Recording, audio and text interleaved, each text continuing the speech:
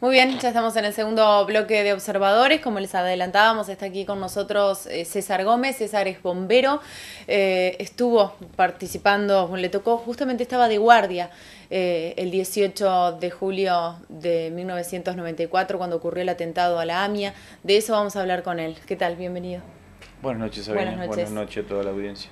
Bueno, ¿qué edad tenías aproximadamente en el 94? Y algo como 27, 28 años, más Ujú, o menos. Yo ujú. ingresé a Bomberos de Policía Federal, en el año 85 me recibí, y bueno, en el 94 fue el atentado, así que más o menos a esa edad, cerca de 28, 27, si no me falla la memoria. ¿Bombero desde qué edad, César? Bombero, yo ingresé acá en Gualeguaychú, soy nacido y criado acá en Gualeguaychú, ingresé como cadete en el año 1980, tenía 16 años. En esa época eh, podíamos ingresar como cadete, actualmente no, por una cuestión de seguro de vida y demás. Bueno, yo ingresé en el año 80 y bueno, me gustaba la profesión, de hecho quería vivir de esto, me interioricé dónde podía estudiar la carrera de bombero, ser profesional y poder vivir de algo que tanto me gustaba. Vos querías vivir de ser bombero. Sí, sí, Ujú. concretamente. Entonces, Y bueno, acá había en Gualeguaychú había estado una persona que ya había ingresado años atrás a bombero de Policía Federal, era un oficial de Policía Federal de bomberos, que había sido bombero también acá, y un día un jefe que teníamos nosotros me lo presentó acá en Gualeguaychú, que había venido de paseo, y bueno, le hice mención de que tenía interés en ingresar como bombero a Policía Federal y me dijo, bueno, cuando haya vacante yo te voy a enviar la ficha y los formularios para que te inscribas y bueno, después te van a estar llamando para hacer la academia y demás. Y bueno, así se fueron dando las cosas. En el año 84 yo me fui a Buenos Aires porque me llamaron. Empecé con el curso de capacitación en el instituto y bueno, después al cabo de un año me recibí como bombero, me destinaron cuarteles, en principio hacemos como un plan piloto que le llaman, que es como una residencia en diferentes cuarteles del área urbana. Así que bueno, pasé por el cuartel de Recoleta, pasé por el cuartel de Parque Patricios. En cada uno de ellos eh, tenía la experiencia de trabajar con diferentes tipos de unidades, no convencionales, o sea, hidroelevadores, escaleras, me fui formando en todo eso. Bueno, finalizado ese año de escuela, por decirlo así, me asignaron un cuartel, el primer cuartel que tuve destino fue el cuartel de Mataderos, que estaba cerca del mercado de Liniers. Bueno, ahí trabajamos todo lo que es mucho el tema de edificio en altura, porque teníamos jurisdicción en lo que es Lugano. Y bueno, muchas villas de emergencia también, Ciudad Oculta, todo eso tenía jurisdicción este cuartel que yo te digo.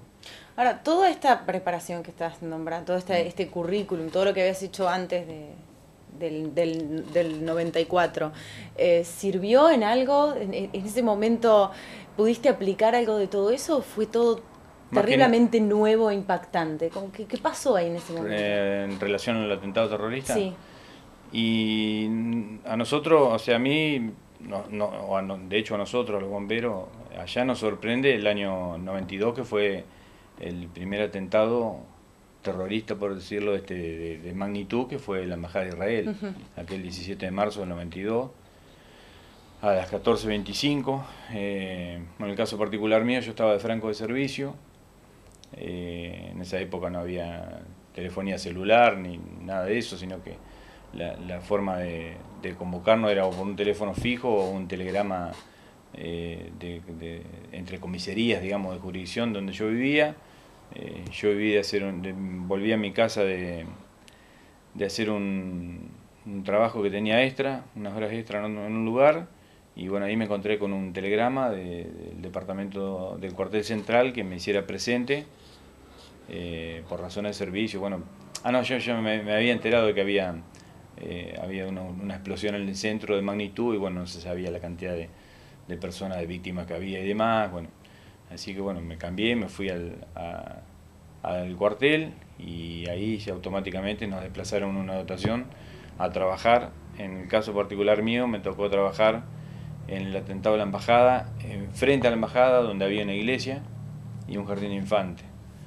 Ahí bueno, trabajamos socorriendo gente, sacando víctimas y demás. Y bueno, ese por decirlo fue el impacto y ¿cómo te puedo decir? Nunca nos había pasado acá o a mí de trabajar en un atentado.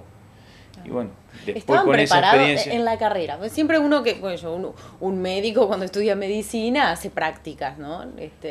Y así con todas las profesiones. Ustedes como bomberos, ¿habían hecho simulacros? ¿Estaban preparados para rescatar personas en Para situaciones rescatar por como derrumbe, esta? por un montón de circunstancias, sí. Ajá. Pero concretamente para un atentado terrorista, uno lo veía en la televisión cuando sucedían estas cosas en el Oriente, por decirte. Pero yo concretamente nunca nos imaginamos. Bueno, de hecho, con esa experiencia que nosotros adquirimos, todo el área de bomberos, Policía Federal, incluso bomberos voluntarios que también trabajaron con nosotros ahí en ese lugar, ya en el año 94 trabajamos de otra manera, más organizado. Así que por decirlo, sí, sirvió y nos sirvió de experiencia. Lamentablemente, bueno, hubo 85 personas que fallecieron en la AMIA y eso, pero bueno, es como le decía a un compañero tuyo, un colega, son fechas que uno no se olvida más. Particularmente a mí me quedaron grabadas las dos, tanto el 17 de marzo como el 18 de julio, ¿no? Por todo lo que fue todo eso, ¿no? Vivir todo eso ahí, nosotros trabajamos muchas horas, yo el día 18 estaba de guardia, entré a las 8 de la mañana a tomar guardia, fue un día lunes, y bueno, terminamos de desayunar y hacer algunas actividades administrativas en el cuartel y de repente sentimos una detonación, una explosión lejana. Nunca nos imaginábamos que podía tratarse de un atentado terrorista, ¿no? Y bueno, al cabo de unos segundos se activa la alarma interna y el altoparlante nos indicaba de que teníamos una salida para la dotación que yo integraba, las dos dotaciones del cuartel, anunciando una salida por una explosión de volumen con víctimas atrapadas. Bueno, son de donde estaba yo, Avenida Belgrano 1547, hasta Pasteur al 600, teníamos no más de 18 cuadras, pero bueno, te puedo asegurar que las últimas 10 cuadras o 12 cuadras, transitar era imposible. Gente por la calle, deambulando sin sentido, sin rumbo. Bueno, las últimas 3 cuadras ni te cuento, ¿no? De hecho, nosotros descendimos antes del camión y fuimos a prestar los auxilios y los salvamentos a pie prácticamente hasta que después el camión se arrimó, ¿no? Sí, ahí estamos compartiendo imágenes. ¿Vos recordás eso tal cual? Que además de lo que se ve, de lo que estamos ahí recordando todos los argentinos, el estar en el lugar, ¿qué más? Yo, después de tantos años, vi una imagen este 18, no me acuerdo si la había compartido alguien en un medio y yo la vi, y sí, vi gente de mi dotación trabajando. ¿Reconociste compañeros tuyos? Sí, sí, hay unos que están fallecidos, pobres, por diferentes circunstancias, ¿no? Pero uno de los que sale ahí en primera plana es un gran amigo que bueno, falleció. Esa es la gente que vinieron con los canes, si son los de Israel, estuvieron trabajando cerca nuestro, sí, sí. Bueno, todo ese sistema que vos podés ver que ellos tenían, nosotros en esa época carecíamos de todo eso. Son elementos sofisticados para poder percibir algún audio o alguien que esté requiriendo ser rescatado debajo de los escombros y demás. Ajá. Obviamente que no esté aprisionado y demás, ¿no? Pero bueno, a mí me tocó trabajar en un segundo subsuelo con una estructura colapsada totalmente, a mí y a mis compañeros, ¿no? Y bueno, calculá que nosotros, como te decía, llegamos cerca de las 10 de la mañana, minuto antes de las 10, y salimos a las 11 de la noche. Aflojamos las tareas para ir a tomar algo caliente. ¿De 10 de la mañana a 11 de la noche de corrido trabajando ahí? No te das cuenta. O sea, vas avanzando, avanzando, avanzando y llega un momento que miraste, no mirás la hora. ¿Tenían Pero tenían una tarea asignada puntualmente, decir voy ahí y tengo que hacer esto, o en el momento veían qué podían aportar? El comando operacional, digamos, lo tiene a cargo una persona. Nosotros en la dotación también tenemos un encargado, un oficial que era el encargado, y con él, a él le sectorizaron, le dijeron, bueno, ustedes trabajen de acá para allá. Bueno, fuimos accediendo, fuimos sacando personas vivas, fallecidas. El objetivo era rescatar personas. Totalmente. Ese era el primigenio. Con herramientas mínimas de mano, un balde para ir sacando, pasándote un ladrillo a tu compañero, se forman cadenas humanas que vos lo podés ver ahí. Porque en ese momento, en el comienzo de todo lo que fue el salvamento, se descarta completamente el uso de una maquinaria, ¿no?, pesada, por el hecho de que abajo puede haber personas con vida. De hecho hubo personas con vida. Bueno, en la primera línea, digamos, trabajábamos los del Grupo Especial de Rescate, estaban los bomberos, y así sucesivamente. Nosotros también tuvimos el apoyo de lo que era la Cruz Roja, de lo que era, bueno, la gente del SAME, policía, voluntarios, bomberos voluntarios también hubo.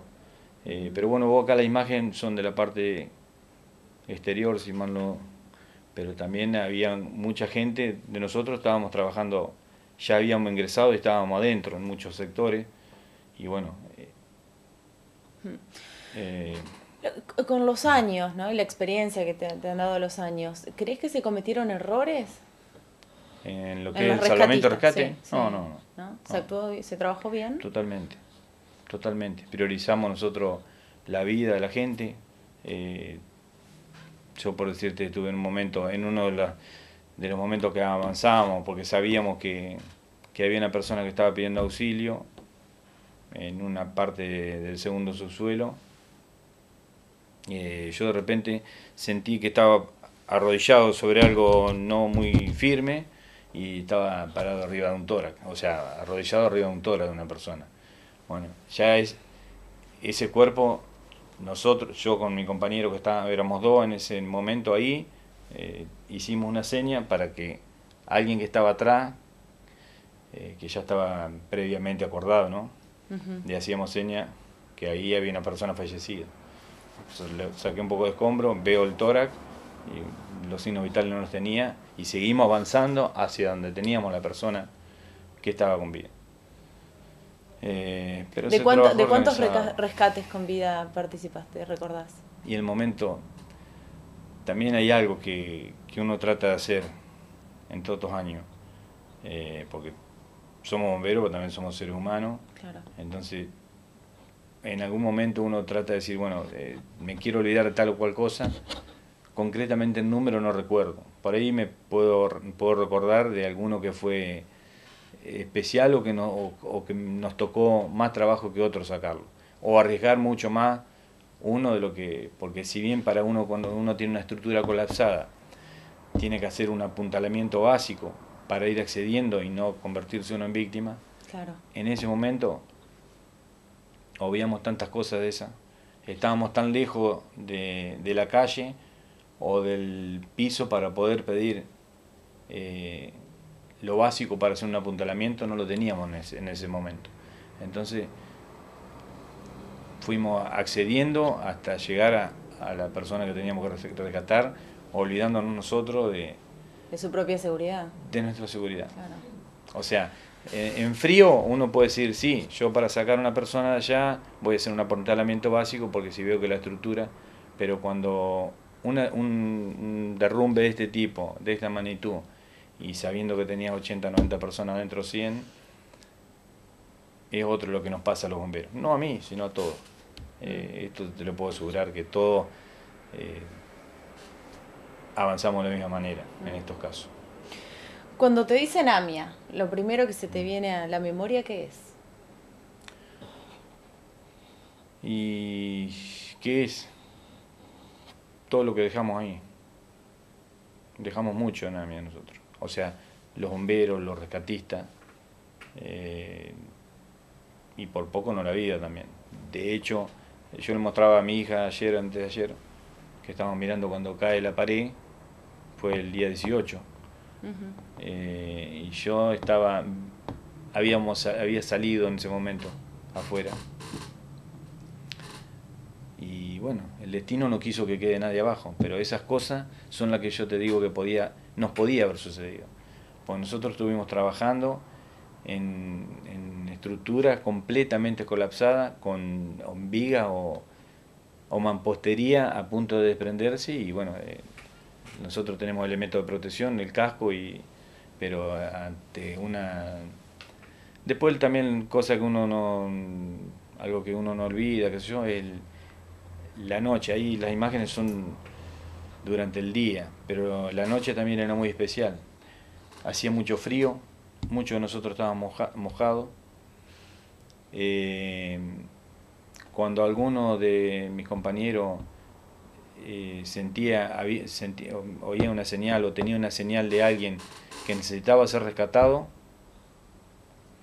durante la noche había varios generadores que son los que nos daban la luz para poder trabajar. Todo eso tiene un ruido, ¿no? Entonces había una señal de una persona que estaba arriba, que era, como te decía, el que tenía el mando del operativo, hacía una señal y automáticamente nadie hablaba más. Ese silencio nunca lo vi en otro lugar. Era un silencio muy... Era silencio para tratar de escuchar el pedido de auxilio de alguien abajo de los escombros. O sea, ese silencio significaba detener toda la maquinaria que estaba en marcha, grupo electrógeno, pero voy a esto, la rapidez con la que uno lo hacía, teniendo un escenario con tanta gente trabajando, bomberos, rescatistas, voluntarios, Cruz Roja, del Ejército de Salvación, se pueden ver las imágenes. Entonces, una persona que hiciera una señal y automáticamente al cabo de segundos se paraban los motores, se paraba todo, y todo el mundo tratando de, o los que estaban en la primera línea, de oír o decir, bueno, hay alguien. Porque a esa persona que estaba abajo muchas veces no podía hablar, entonces uno le pedía que con una piedra, aunque sea, hiciera una señal. Un golpe de pared mínimo, nosotros sabíamos que hacia el rumbo donde teníamos que ir, ¿no?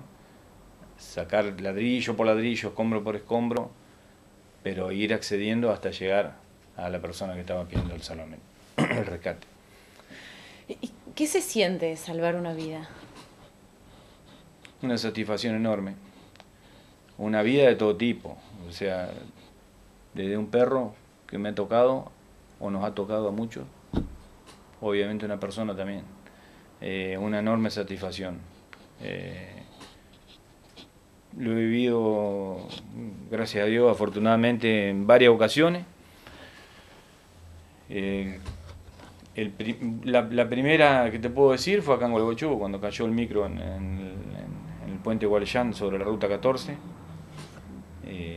Ahí cayó un micro que venía con un contingente de jubilados de Brasil hacia Buenos Aires. Y bueno, por algún desperfecto mecánico, una madrugada de lluvia, el micro cruzó de carril y se precipitó, cayendo volcado, medio micro dentro del agua y medio afuera. Toda gente mayor de edad.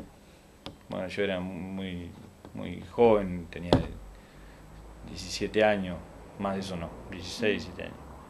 Esa noche estaba en el cuartel porque, como te decía, mis viejos me dieron todo, casa, hogar, cama, pero desde que yo ingresé a bombero, voluntario de los 16 hasta los 19 que seguí estando acá, hasta los 18 que estuve acá, prácticamente dormía en el cuartel. Y bueno, esa noche, esa madrugada estaba de guardia y fue que salimos a ese salvamento de gente, murió mucha gente, ¿no? No teníamos en aquella época la tecnología y la herramienta que tenemos hoy para hacer un salvamento y demás, pero en esa época lo hacíamos a barreta. Y bueno, ahí sentí lo que significa salvar una vida, ¿no? Porque la primer víctima que nosotros, persona que sacamos viva, fue la novia del coordinador, o no sé qué era, creo que era el coordinador, que fue el quien había subido a la ruta 14 y nos vio pasar, porque nosotros pasamos por la ruta y no vimos, no visualizamos nada. Fuimos hasta cerca de la 20, dimos la vuelta, volvimos. Y cuando volvimos, en el medio de la ruta había una persona ensangrentada entera y nos hacía señas. Y nos hacía señas abajo.